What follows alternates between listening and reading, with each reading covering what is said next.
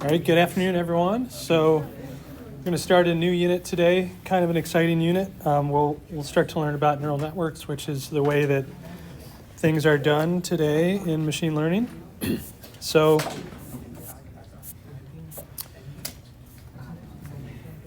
let's look at this toy example. We have binary classification problem where we have some blue samples and some green samples, and we have just two features, x0 and x1. And when you look at the scatter plot here, you notice that this is not a linearly separable data set, right? There's no way we can pass a line through here to perfectly separate the two classes. So that means that if we try to apply something like logistic regression or an SVC on here, it wouldn't work. Maybe an SVM with a radial basis function kernel could do okay. But the problem that we learned about the kernels is that it's not really clear for a given data set which kernel to use, and then you could just try a few of them and see what you get, but then it's not clear if you can maybe do better with some other kernel. So our objective here is again to do some sort of feature transformation so that we can maybe make this data set linearly separable or nearly so. But then the idea is to learn a transformation. So whereas with the transformations we used before, they were handcrafted somehow or implicitly defined through a kernel. So now we're actually going to try to learn them from the data set itself. So that's the new thing here. And while there's many ways to do this, we're gonna take the following approach, which is 2 stages of processing. You could say that the first stage generates the transformation, and then the second stage uses the transformation for classification using a standard approach like logistic regression. So in the particular way that we're going to build the transform features, because there's many, many, many ways we could do this, but the way we're going to do it is to sort of mimic what happens in linear classification as a separate task. So in particular, we're going to make 4 transform features from the raw features. Each one of them is going to be the soft output of a linear classifier. Okay, so it's a little bit weird because this linear classifier is not actually classifying anything. It's just producing a transformed feature. So we're just borrowing the equations of linear classification to make a transformed feature. And you can imagine many other ways to make a feature transformation, but when we do it this way, we have all those learnable parameters in linear classification that we can design, whereas if we just said, let's square it or something, there's nothing to design there. But here we can maybe do something more sophisticated by learning the features of those first stage classifiers. Okay, so the first stage classifier learns the transformed features, and then the second stage applies standard linear classification to those transformed features. Okay, so that's a high-level picture. So let's talk about that first stage. So when we talk about linear classification, we often think about the decision boundary associated with the linear classifier, right? So here you can see we have a picture, this is in the raw feature space, of 4 decision boundaries. So each one of them corresponds to one of those transformed features. And so what do we know about the behavior of linear classification? So let's say that we focus on this orange one here.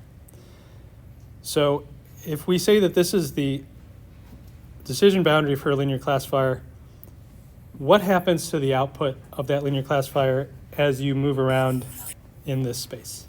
So let me get back to my attendance calling.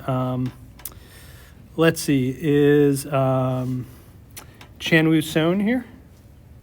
Okay, so yeah, so what do you think happens, like, as I move in this direction, what happens to the output of the linear classifier? It got further from output. Yeah. So maybe the first question is, how are we defining the output of the linear classifier? So when we build a linear classifier, even that is sort of a two-stage process, right? The first stage generates a linear score, and the second stage quantizes that score, or another option is to put it through some soft sigmoid type function to turn that score into a probability. So in this case, we are going to use those soft outputs. So that means the output of a linear classifier is going to be a number between 0 and 1, where 0 would be like I'm positive, that's the probability, that it equals 1. I'm positive that it's not 1, and 1 would mean I'm positive that it is 1, and 0.5 would be like I have no idea whether it's 0 or 1. Okay, so how do you think that value changes as you go away from the line? Let me ask someone else. So what about Anuttam Srinivasan? Is Anuttam here? Yeah. Yeah. So Values decrease as you go further away. okay, do they decrease in both directions?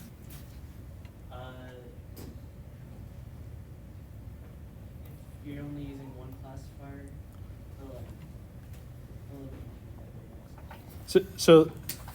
So if I'm saying like this is a classifier that's classifying whether the label is 1 or 0, and I'm talking about the probability that it's 1.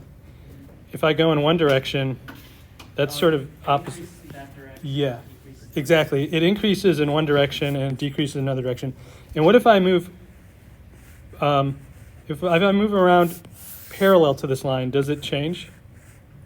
Does the No, not no, based on that. right? Because we know that the score z changes as you go perpendicular away, but it doesn't change if you stay like at the same horizontal distance away. Okay, so what that says is that for each one of these lines, you can envision the probability as increasing in one direction as you move perpendicularly away from the line and decreasing in the other direction. And that is exactly what these heat maps are showing us. So for this particular line, that would be this heat map, and the color tells you the output value of the probability. You can see that dark red would be 1, white is 0, and the colors in between are between 0 and 1. So here, as you go in this direction, away from the orange line, this soft output, this probability is increasing, and it's decreasing this way. Okay, so that is what we learned. So these particular, each one of these is associated with some parameters B and W. They're not something I made up. They're something that was learned. We'll talk about how they were learned later, but these are learned values, and somehow we learned to place this line here, and for whatever reason, it's thinking that the transform feature that it's outputting is going to increase as you go this way and decrease as you go this way. Okay. And we've done that for 4 different outputs, and each one has a different classifier boundary, and so each one gives us a plot like this. Okay, so this one, it increases to the left, this one increases to the southwest, this one increases to the south, and this one increases to the southeast. That's just what was learned. Question?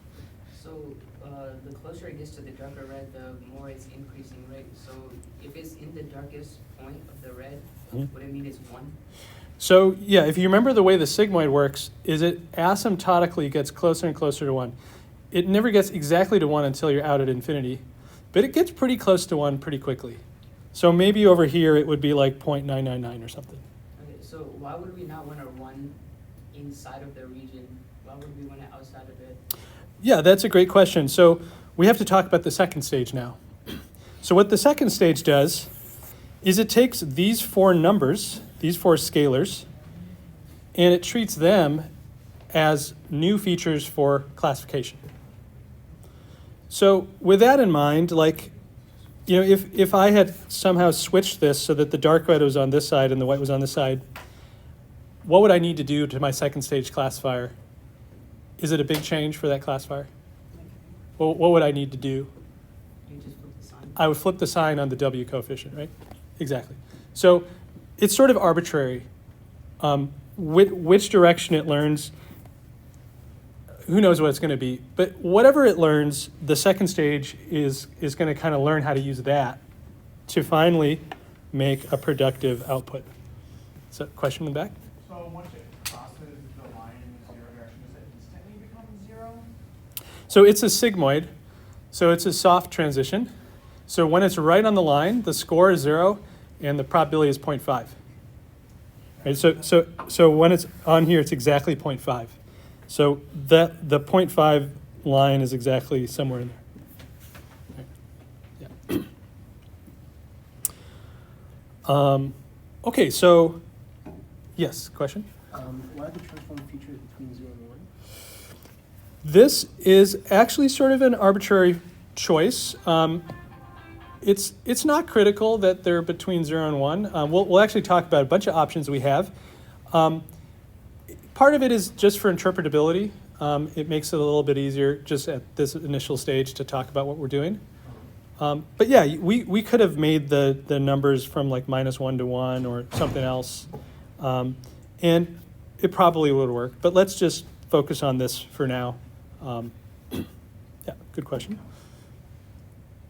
Okay, so any other questions about first stage? Okay, so let's talk about the second stage then. So these are the values of 4 numbers, 4 transform features that now are the inputs to the second stage classifier. And that classifier is just going to output a single output, which tells us, essentially predicts whether it's the green or the blue class. So here is the output of that and its heat map. So in this case, we are also giving a final output to that second stage classifier. So we're taking its score, putting it through a sigmoid. That's going to give us a probability between 0 and 1. And that gives this heat map here. And you can see it's doing a pretty good job. So for when it's confident about the green class, when it's dark red, you can see that it actually is hitting the green class pretty well. When it's confident that it's not the green class, that's this outer region where it's blue. And yes, there is a boundary where it's not really sure whether it's green or blue, and that's because there is some overlap in that boundary. Okay, so it seems to actually be working pretty well. We'll get into the details of how this is trained and all that, but this is sort of just trying to understand the architecture at a high level.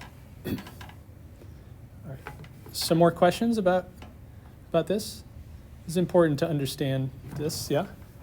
So like you specifically buying the foreign map from the stage 1, and then you get the stage 2 map.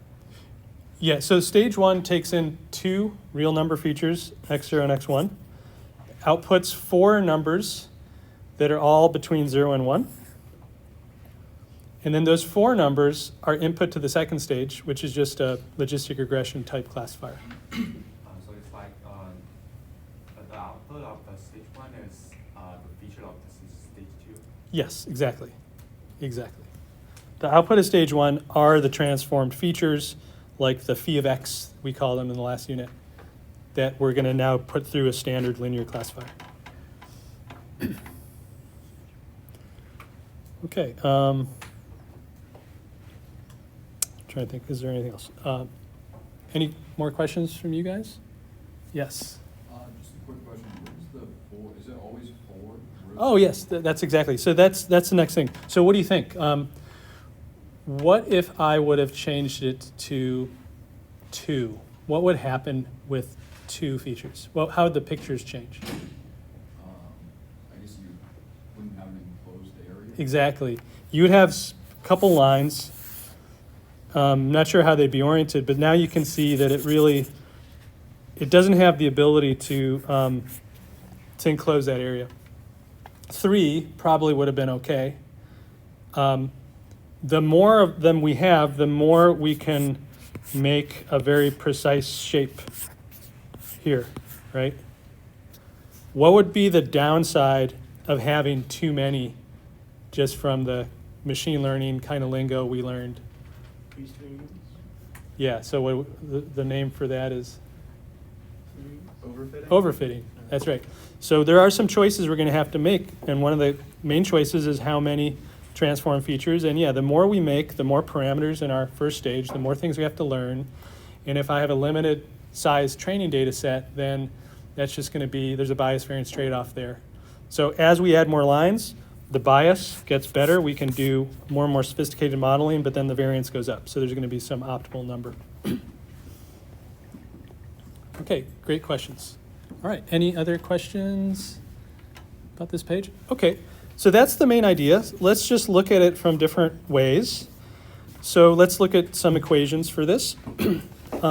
So we have the two stages. The first one we're going to call the hidden layer. The second one we're going to call the output layer. So this would be a block diagram of the first and second stages. The second stage should look pretty familiar to us because it's just linear classification. So these would be the features input to the second stage. This equation is just saying you do a linear combination of those input features, or now they're the transform features. You add your intercept and you get a single score. And as we know, that score is enough to make a decision, right? You could just threshold it at 0. If it's positive, you'd say it's green. If it's negative, you say it's blue. But maybe we can make it more interpretable by putting it through a sigmoid and turning it into a probability between 0 and 1. And now we can say, how sure am I that this is green versus blue? And that's where you get this nice, different shades of probability here. Okay, so that's the second stage. That's taking in the outputs of the first stage. And so now this is how those outputs are created. If you look at any of these on its own, that actually has exactly the same structure as this, right? You have some features, and now you can think about this guy is going to be, if this is the first score, that would use the first row of this W matrix. Those would be its weights. You'd use the first intercept term here. And so that looks just like standard first stage of linear classification. And now, optionally, we can put that through a sigmoid to turn that into a soft output. And when we do the second one, we just use the second row of W. The third one uses the third row of W, the third B, and so on. Okay, so that's describing the idea from a block diagram perspective. These equations. So this vector of scores, the dimension of this, we're going to call this DH. That little h stands for hidden. And so we have like all these little h's for hidden. So these are the hidden scores, the hidden weights, the hidden, I'll call them biases, weights and biases, or intercepts, whatever you want to think of them as. Hidden dimension, this is the number of features that come out of the hidden layer. And then we're going to use h, this script h, to denote the nonlinear function that's going to be here. We chose a sigmoid. If you remember, a sigmoid has this equation. It turns out that the sigmoid is not critical. We could have used many other nonlinearities there, and they work more or less, a little bit different, but more or less the same. So we'll call that H, and then we'll call these outputs activations, so we'll use A for them. And so these hidden activations are the inputs to the second stage. It has an output score. We put it through a sigmoid. It has an output activation, and this is that probability of the final output between 0 and 1. This thing is often referred to as a multi-layer perceptron or a two-stage feed-forward neural network. Okay.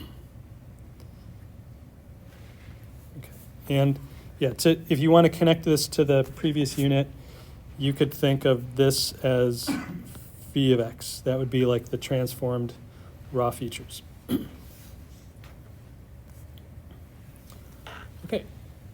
Any questions on this?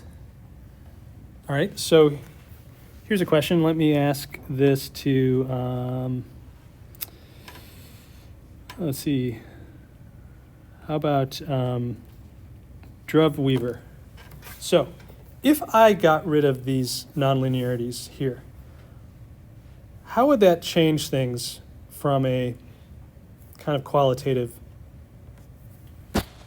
in a qualitative way? So another way to say is if I just have a cascade of two linear layers, is that different than having a linear, nonlinear, and linear? I guess you lose that like fuzziness of the probability with the sigmoid. Is that what you're looking for? So what do you get if you cascade two linear operations? A linear output. Another linear operation, right? So if you get rid of these, you kind of, you turn this into just a linear followed by a single sigmoid, which is nothing more than just logistic regression. So this is critical. If you get rid of this, everything collapses and you're just doing linear classification. Putting these nonlinearities in there is critical. It's what you need. Yeah. So if I have, like, let's say, so for right now, our inputs, we have 2. What if I have like 3 or 4? Would it increase by a factor of the nonlinearities? So we have a number of decisions to make. Some things we don't decide, like someone gives us the data set which has a certain number of features. It might be 2, might be 3, or whatever. That's not something we can decide. We can decide how many of these to use, right? And so we talked, for this problem, we talked about that if you use 3 or more, that seems to be enough given this data set. Maybe for some other data sets, you would need more than that. Who knows? Because maybe with some other data set, you would have like a bunch of green points here and then another bunch of green points here. And now you might need, like 6 lines to isolate both of those regions. So you can imagine different data sets might require even more hidden weights. But in general, like the dimensionality here and the dimensionality here are lightly coupled, but not directly coupled. Yeah, the dimensionality here is sort of looking at the structure within the data rather than just the raw dimensionality of the data. So depending on how many lines I have, that's how many nonlinearity things I have to observe. Yeah, because like each one of these is kind of like, you can think of this as a linear classifier, right, which we interpret through a boundary aligned in the raw feature space. Yeah.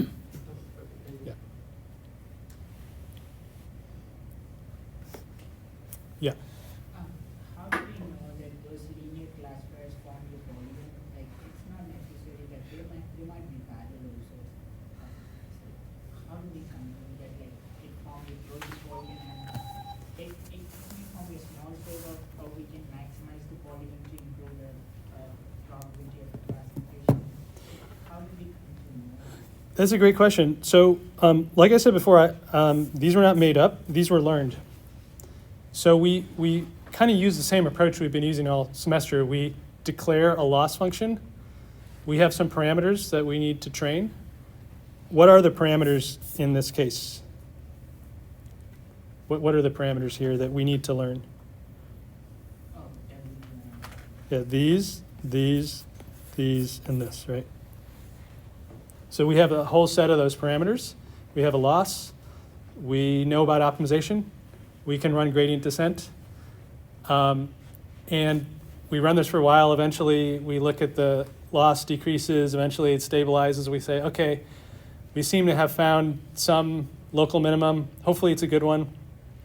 We can then test it on some validation data, and we can say, oh, is this working or not?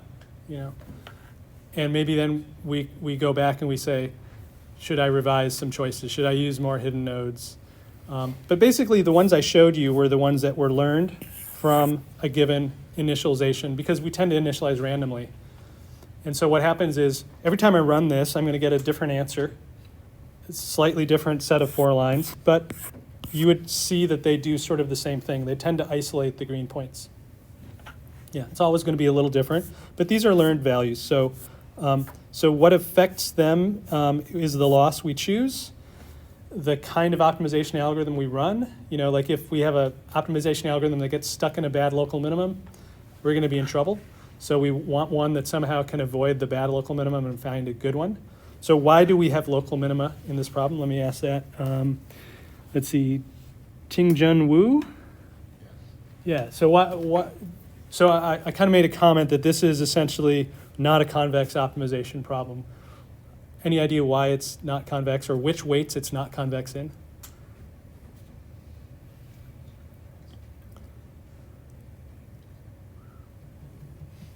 So what about these weights?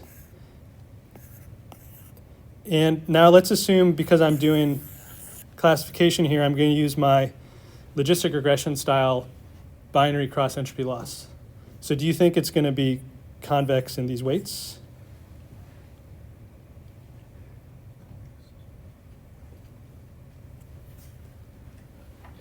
Yes, it is. So we've done some feature transformation, but you know, basically, like if you look at the loss and with respect to those, we saw back when we studied linear regression, logistic regression, that it's a convex problem. We can solve that, no trouble.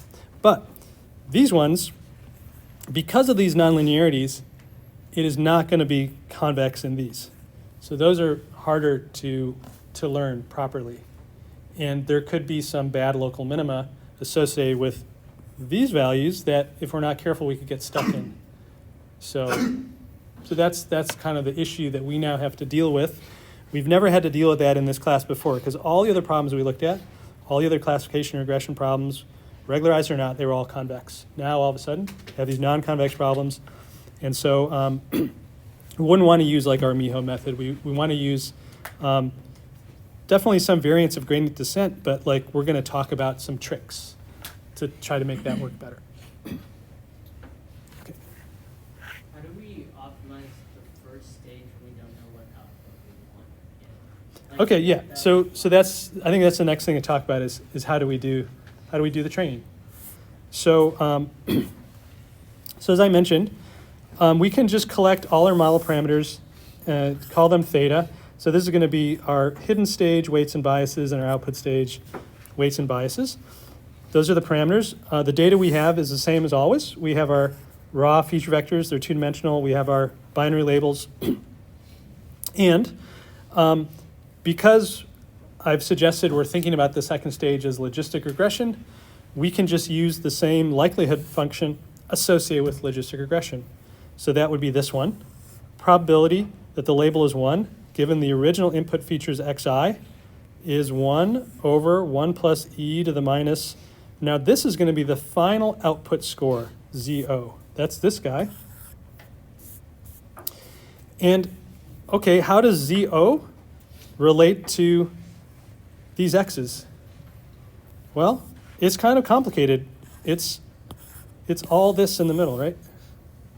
There's some function that takes the raw features to the output score, and we'll just give that a name. We'll call that capital F of xi. And that function depends on all these parameters, the hidden weights and biases and the output weights and biases. Okay?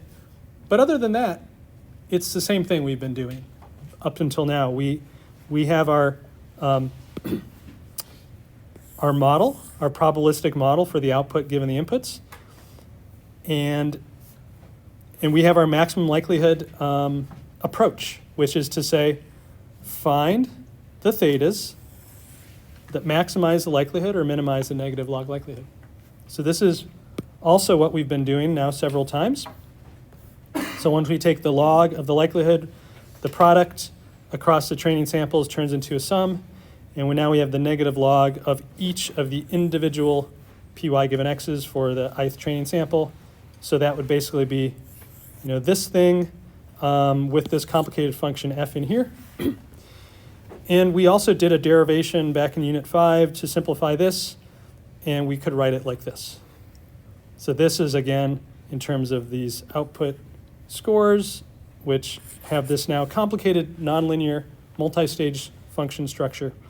And we'll talk about this later, but we will have to kind of develop a very structured turn the crank method to allow us to derive the gradient, because it's kind of a complicated gradient to derive. Right? There's a lot going on.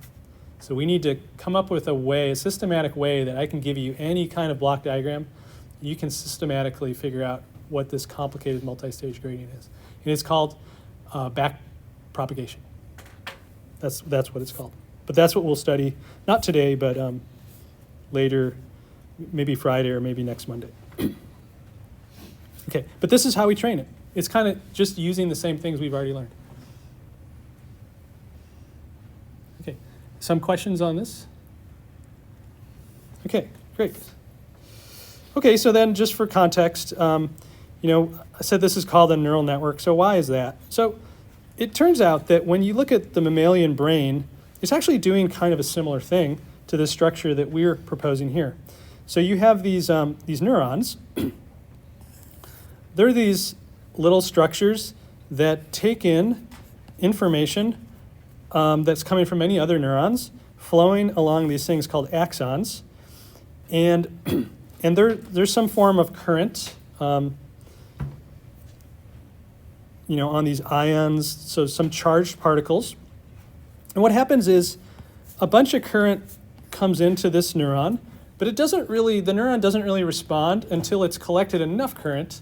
And then once there's enough current, all of a sudden it sends out like a big signal along this axon, which then goes to other neurons. So when you think about the model for this neuron, you can sort of think about it like this. So you have some signals coming in from other neurons. It sums them up. Maybe it does a weighted summation with these weights. And then it waits for the input to get large enough that eventually it sends something out. So there's this nonlinearity, which, it's, I don't know if it's necessarily totally sharp. Biologically it's probably not. It probably is some sigmoid-like shape. Maybe not exactly a sigmoid, but it's basically the same thing that we're doing in our network. We have sort of a linear, weighted sum of things. Here's some offset. And then we have some nonlinearity. So that's what we're doing essentially at each one of these stages. Exactly that. And then we're doing it again, just like in our brain. You have one neuron taking in information from other neurons, passing it to the next, to the next, to the next, so on. Here we just have 2 stages, but you could imagine doing this for more stages. And that's what we'll talk about in the next unit. But for now, this unit, we're going to focus on these 2-layer structures because there's enough to talk about just with 2 layers. So that's why these things are called neural networks. They sort of resemble what happens in our brains. Okay, a little history. So back in the 40s is when people were sort of learning about how the biological neurons in our brain worked, doing experiments, learning these kinds of models here. And then already in the 50s, people started thinking about how to do this like artificially. So they were making these single-layer artificial neural networks, basically what we recognize as logistic regression, right? Because if you just have one stage of this stuff, it's just logistic regression. So they were doing that back in the 50s, but as you know, back in the 50s, there wasn't really much in the way of computers. There's probably some vacuum tube computers and so on. They couldn't really do much because everything was so limited back then. But the technology evolved. More people worked on it. And so already in the 60s, they were thinking about efficient ways to train multi-layer neural networks. This back propagation procedure that we will learn about, that was developed back then. And so this was sort of like the first wave of artificial intelligence, when the first time people were really thinking about how to do AI type stuff. And then it went kind of quiet for a while. And then in the 90s, the second wave of AI came about. And you had a lot of people rethinking about these ideas, developing them further. That time there was a lot more computational power, so they were able to do a lot more. But then things kind of petered out by about 2000. Not much progress was being made. There was a lot of hype, no progress. People got frustrated. And so in the 2000s, if you were working on this stuff, you were a loser, basically. People would be like, well, you need to change your research. But there were a few people that were very stubborn, persistent.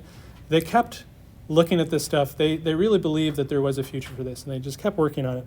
And so when this was revisited now for the third time, we're in the third AI revolution. Back, people placed the beginning to, let's say, 2012, based on some breakthroughs. Essentially, the ideas were not really so new. What was really new is massive computational power and massive data. And with those sort of updates, there were some initial breakthroughs in speech and image processing, and then in many more fields. And now it's just, as you know, kind of overwhelming. Machine learning is being used in every field you can imagine. We're definitely in another revolution. So, so that's sort of a rough history. And okay, moving on. So let's step back now, and so ask some questions. We saw sort of one example of this structure that seemed to work on that simple problem, and so we said we would talk about whether we need to use sigmoids. Like, what about this is really important? What is not important? What things can we choose? What things we do not need to choose or don't want to choose, and so on. Notationally, I should point out one thing. Because I was a bit of a stickler, especially on the midterm, about operating with scalars on vectors. So let me point out that when we write this here, this is element-wise. In other words, there's a function h, which is this sigmoid, which, as you know, takes in single scalar z, outputs a scalar. And when I'm saying that h is operating on this vector, I'm saying that it operates independently on every element in the vector. Okay, so this is sort of a case when it's okay to operate on this vector with a function that takes in scalars, because we're saying exactly how this happens. It happens element-wise. Okay, so just wanted to point that out. Okay, all right, so let's step back and kind of look at the overall sort of things we're doing. This feed-forward neural network. So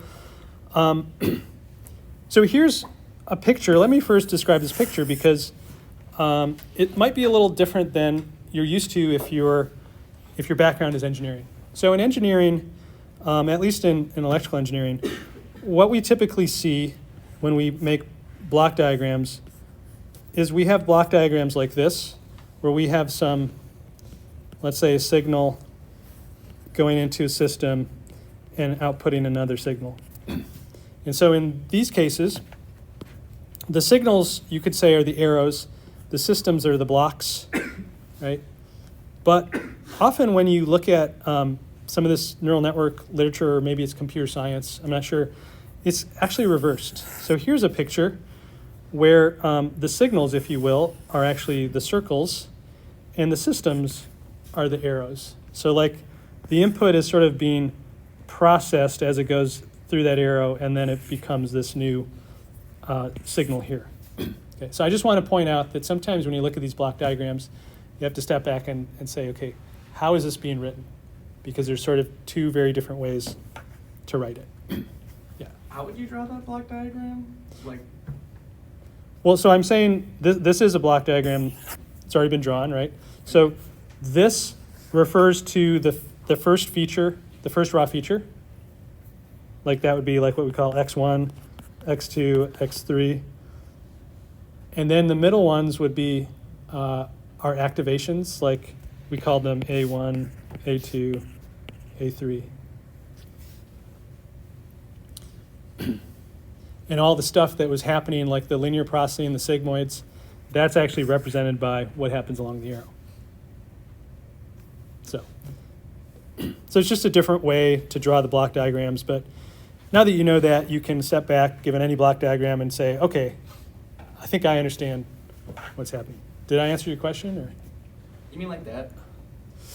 Yeah, so, Okay. right, so this would be like, this is the traditional ECE. This is like another way.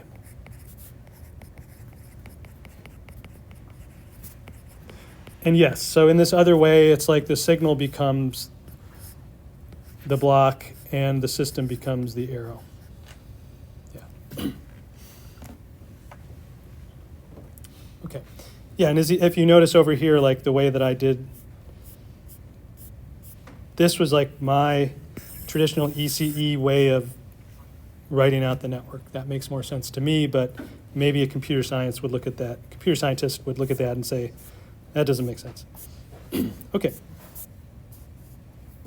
Okay, so generally speaking, we're given a data set, and D, like all semester, that's been the number of features that we were given, right, in the raw data. And so that will still be our notation. Then, in this hidden layer, the way that the main things we're computing in the hidden layer, they have this form. So here we have a sum of each of our input features times the hidden layer weights. And then we're adding on the bias or the intercept. And so this is for the Lth hidden layer. You can see we have a weight that corresponds to the Lth hidden layer output as well as the jth input. And we have some nonlinear function. We already said it's critical to have the nonlinearity there. If you take the nonlinearity out, you essentially you sort of ruin this whole layer. Okay, so we have some nonlinearity. It's called the activation function. But actually, there's quite a bit of flexibility there in terms of what you use. It's critical that it's nonlinear, but other than that, it's interesting how many different nonlinear things you can plug in and still get it to work. And then DH will be the number of hidden units. So that's like in our example that happened to be 4. In this picture, it happens to be 4, but in general, it's something we have to choose. Okay. And then we have an output layer, and the output layer has essentially the same structure as a hidden layer. You have linear processing followed by a nonlinearity. Now, the output layer might have a single output, like in the example we looked at, or there might be multiple outputs. So in this picture, there happen to be multiple outputs. Also, the output layer is something that in many cases is optional. So if we think about this classification problem, as we know, with a linear classifier, it's really enough to figure out what the score is. Because once you have the score, if you want to turn it into an activation, like a soft output, you put it through a sigmoid. If you want to turn it into a hard output, you just threshold it. To train this network, we actually wrote the loss in terms of the Z's, not in terms of A's. So even for training, you certainly don't need to do this. So this stuff here, in this example, it was really done just to make this nice picture. It was just done for interpretation. You don't actually need this thing when you're doing classification. Sometimes people leave it in, sometimes people remove it. As long as you are consistent about how you define the loss and everything, you can do either. So that's what I mean when I say that it's optional. But if you do use it, you have to be very careful. For example, in that the example we just saw, there was a classification problem. We put in a sigmoid. Sigmoid makes sense if we're doing something like logistic regression because that is also based on a sigmoid. If you're doing regression and you put in a sigmoid, that means your outputs will be clamped between 0 and 1. You will never be able to generate anything outside of 0 and 1, and that could totally ruin your linear prediction ability, right? So you would not want to do that. You would for regression, you basically don't want any. In most regression problems, you simply don't want any output activation. Okay. So depending on the task you're working on, classification, regression, whatever, that determines what this could be, or in almost all cases, you can just leave it out, and that's fine too. Finally, the number of outputs, we'll call that DO. So again, these are multi-layer perceptrons. We could use more than 2 layers, but in this unit, we'll focus on 2 because that's enough. There's plenty to talk about, 2.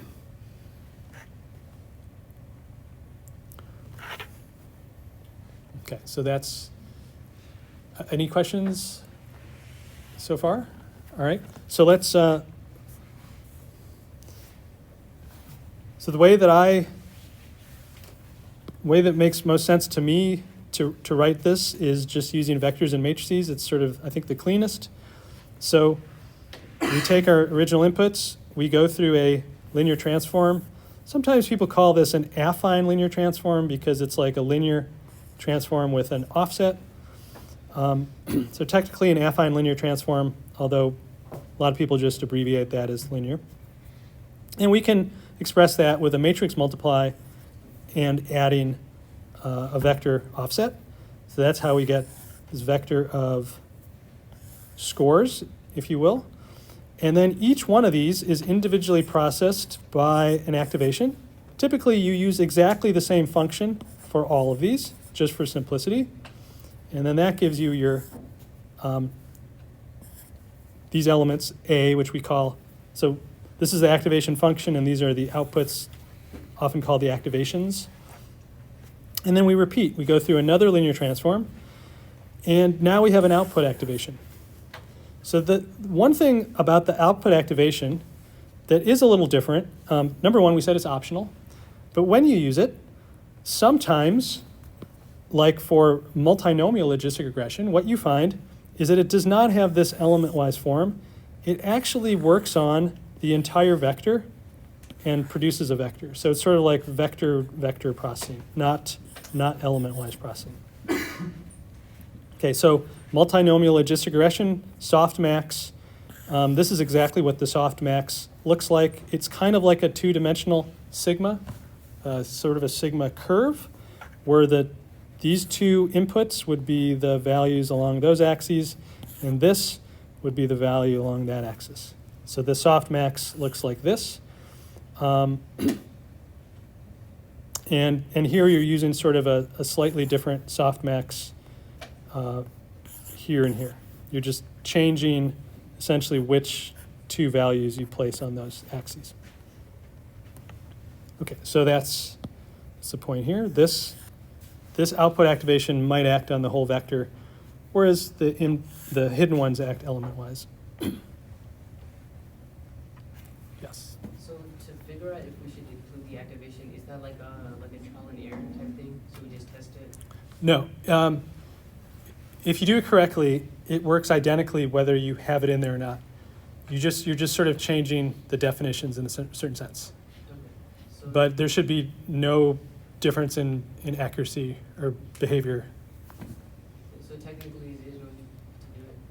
Yeah, it's sometimes like to make this nice plot here. That's sort of why the activation was in there, just so that the final outputs of the network would be equal to these these values. If we could have designed the network without that, but then that would have been a separate pre-processing step to make that plot. And so it was sort of just easier to put it in the network because we needed those values anyway. Yeah. Okay. Okay. Great. Any other questions on this? Yes. Can you explain the axes on the activation plot over? Yeah, we'll see the equation in the next page. It might be a little easier. Okay, so the page after this, we'll see it. Okay, so let's come back to this hidden layer activation and talk about a few choices, a few of the most common choices.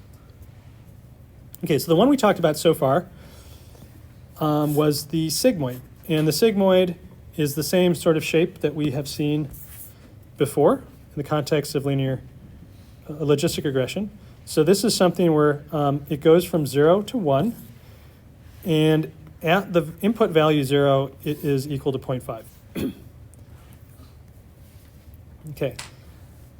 Another option is the tanh, which is basically 2 times the sigmoid minus 1. So what that gives you is the same shape, but now it goes from minus 1 to 1, and at the value 0, the input value is 0, the output value is also 0. Okay. Other than that, it's the same shape. It's just like you kind of stretched it and shifted it. And a very different shape that is also popular is this thing called the rectified linear unit, or ReLU. And that one is 0 for any negative input. And then for any positive input, it just outputs the input. So this is just a line with slope 1. So basically, like any negative input, it just replaces it with a 0. Okay, so these are, as you can see, they're all quite different qualitatively. So I would say qualitatively, the main differences are that for the sigmoid and the tanh, the output is bounded. So the input, can be any real number, so it's unbounded. But the output is bounded between, in this case, minus 1 and 1, or in this case, 0 and 1. So that has, that's kind of a big qualitative change. Whereas for this ReLU, the output is unbounded, at least on the positive side. The bigger the input, the bigger the output. Another thing that's a little different between the sigmoid and the tangent is that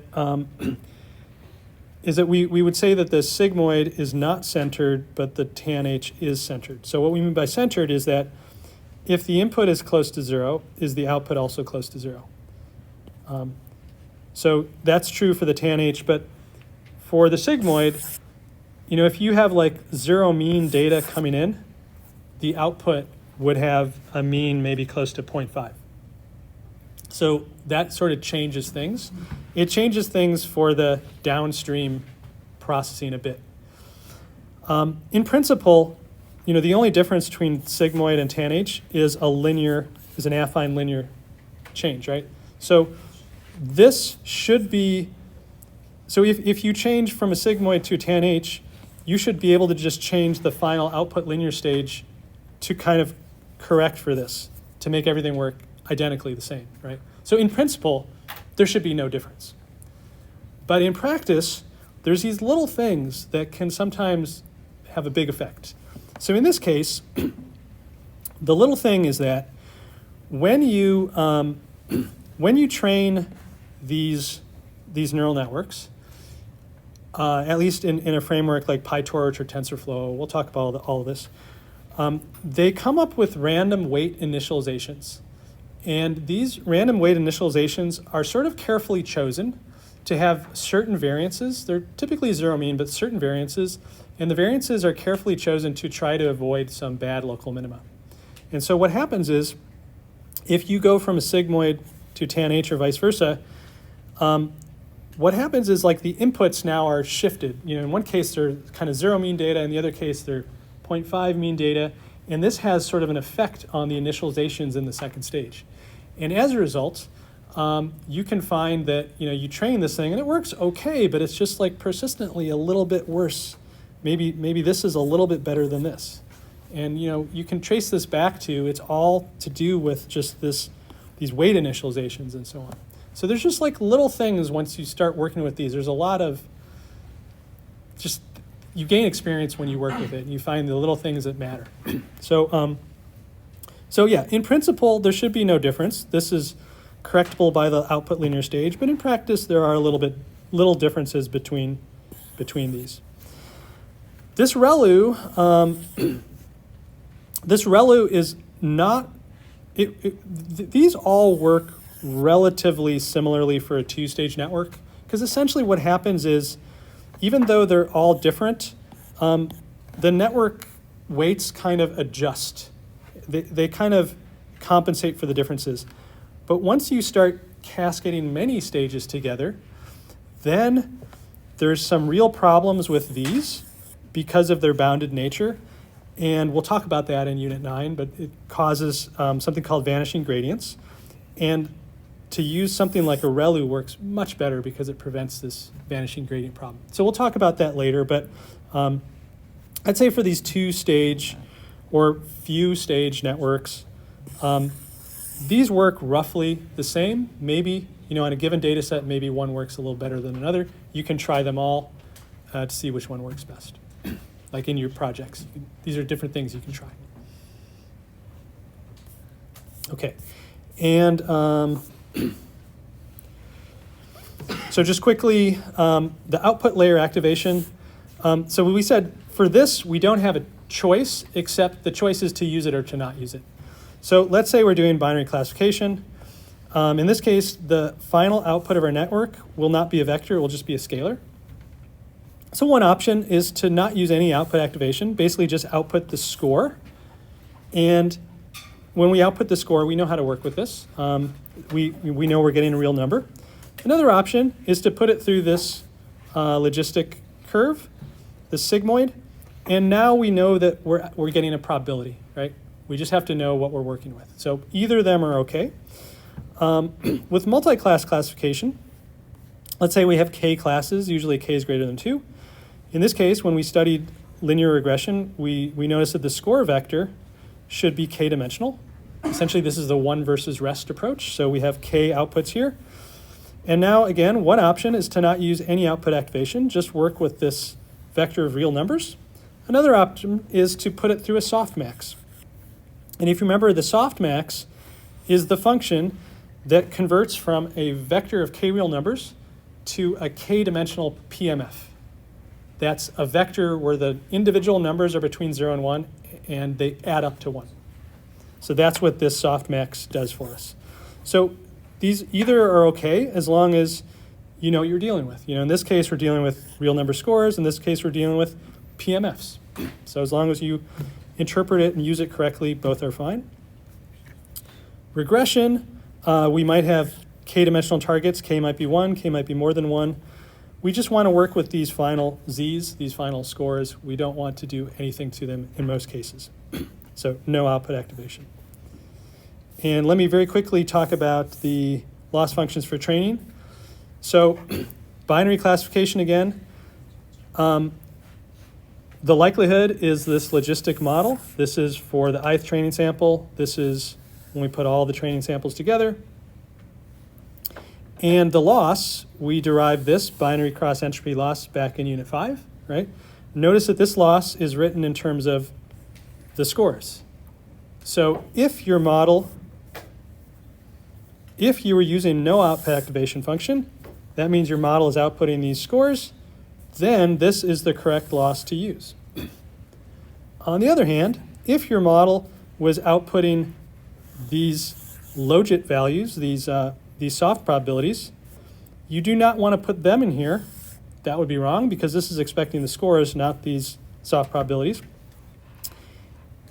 If you want to do soft probabilities, it's not too hard to derive that you instead want to use this. So this is a slightly different formulation. And basically, if you plug in this equation for the activations into here, you get back the original binary cross entropy loss. So you just have to know which one to use. If you have that sigmoid as your last layer, then this is the loss function you want to use. Okay, so it's just a matter of being consistent. With multi-class classification, this is the likelihood that we learned from multinomial logistic regression, the softmax. We derive this cross entropy loss. This again is written in terms of the scores. So if you don't have an output activation layer, then just use those. On the other hand, if you put your outputs through the softmax to get these A's, then this is actually the form you want to use. So you have the Y's here. These are the one-hot coded Y's and log of these softmaxes. So again, both are okay, but you have to be consistent with how you built the network. The last one is regression. Although there's various options, the one we focused on most was the model where we assumed that there was additive white Gaussian noise added to the prediction, to the true noiseless outputs. And then we also said that if you look at the negative log likelihood of this, you get this quadratic. So this suggests use this quadratic loss when training. There are alternatives. You could assume a Laplacian model, in which case you would get this absolute value. That is a popular loss function to use. people call that L1. This is what they call L2, or mean squared error. So these are all different options we have, but notice that we're going to choose the loss based on the task at hand. We don't want to use this if we're doing classification. We saw that that's a bad idea. We don't want to use this if we're doing regression. Right, just have to use the right one. Okay, so that's it. Any other questions on this stuff?